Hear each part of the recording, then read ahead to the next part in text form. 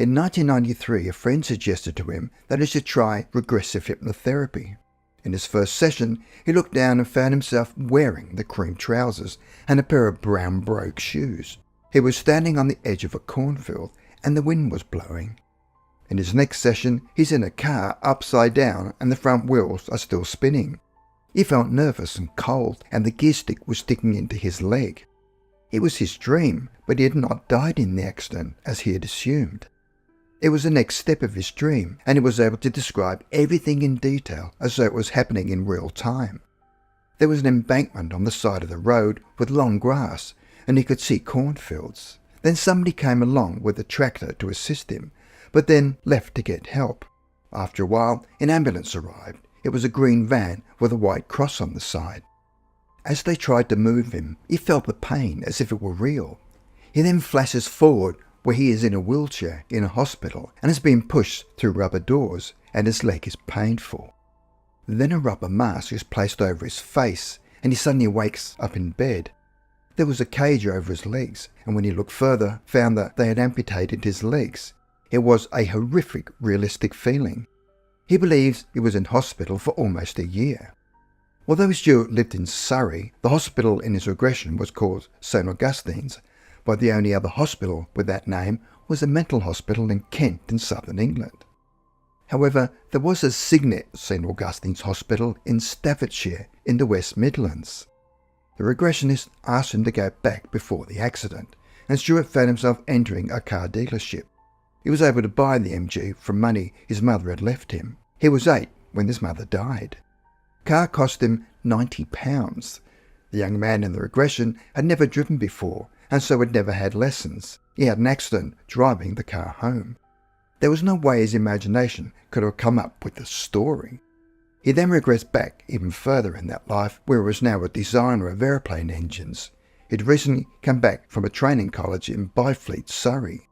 On later checks, they found there was a training college in the 1930s called the Aeronautical and Automobile Engineering.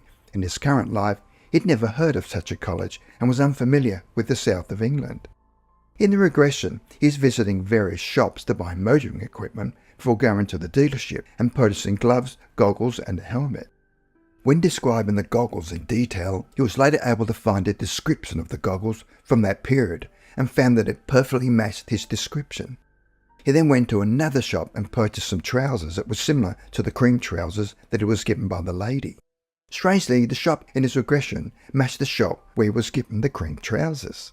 When the therapist asked him to bring the cream trousers to the next session, he found they had vanished and he never saw them again. He regressed back to his graduation day in Byfleet, where photos were taken with students in front of a plane. He was sitting on the left, second from the end, and the tutors stood behind. He tried to find a copy of the photo, but when the college moved to Guildford, they did not take all the records. But the photo must exist somewhere. He remembers the name of a tutor called Professor Pritchard or Pickford and the name of some of the students. He knew his name but did not want to reveal it because it later had a son and daughter who were possibly still alive. He found that he was born in 1914 and died in 1948, aged 34. He was able to give his children names and dates of birth and his wife's name. They married in 1940. He also remembered his parents' names. He was regressed back to where his mother died of cancer, and he is standing over a grave as he throws soil on the coffin. He became very sad and emotional. He described riding on a bus that was white with a maroon flash down the side known as a bullnose, and sure enough, when he checked the records, he found that the buses from Surrey in that period were identical to the ones in his regression. After his mother died, he went to a boarding school in Harefield near London. The building was covered in ivy and had turrets. It was an old country house that was turned into a school in 1900. The uniform had grey trousers and a green jacket, and the tie was striped green and grey with a silver line in the stripes. He described the dormitories, and at night you would have to stand at the end of the bed as they checked your fingernails, neck and behind your ears. Your bed had to be made correctly. He had 2 shirts and a jumper in the cupboard, and on the inside of the door was a picture of his mother. The dining room was large with panelled walls. At the end was a stage. The youngest had to collect the plates and place them at the end of the table. He described running on the field before someone came up from behind and tackled him. He was initially confused, but after seeing a ball in his hands, he realised he was playing rugby. In that life, he did not like being jumped on, but in his current life, he enjoys rugby. One vivid memory was when he was 11 and leaving school before arriving at Paddington Station. He was picked up by his father and taken to his place of work in Piccadilly. Stuart doesn't know London, but was able to describe the street in detail and his father's office in a building on the corner. He was later able to check it and had described everything in detail. His father was an accountant, and his secretary, for some strange reason, had drawn a line down the back of her legs. During that period, stockings were hard to buy, so women would draw lines from the back of their legs to make it look as if they were wearing stockings. He had to sit on a leather couch with his hands on his lap until his father was ready to leave. They gave him powdered orange that tasted disgusting. He described his father's clothing, where he wore a green visor and had garters on his sleeve to stop them going into the inkwell. He wore a waistcoat with a watch and chain. There was a half-frosted window with the business name on it.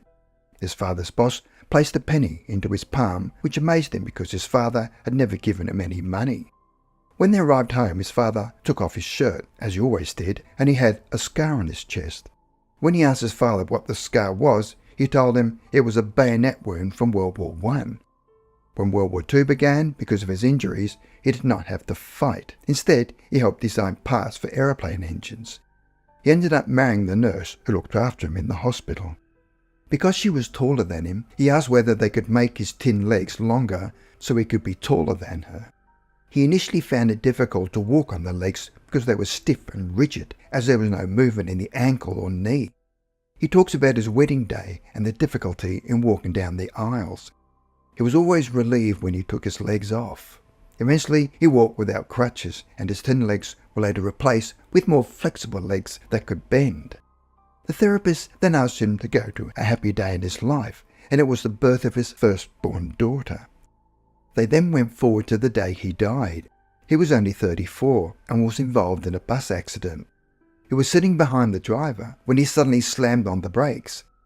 Because of his false legs, he had no resistance and was slammed into the window between them, before being catapulted backwards and forwards. He felt immense pain in his face before suddenly relaxing. He then left his body and observed what was happening. His wife was giving him mouth-to-mouth resuscitation, but he was dead. He sensed a great loss, leaving behind his family. Stuart now has no fear of death, and his only regret is leaving people behind.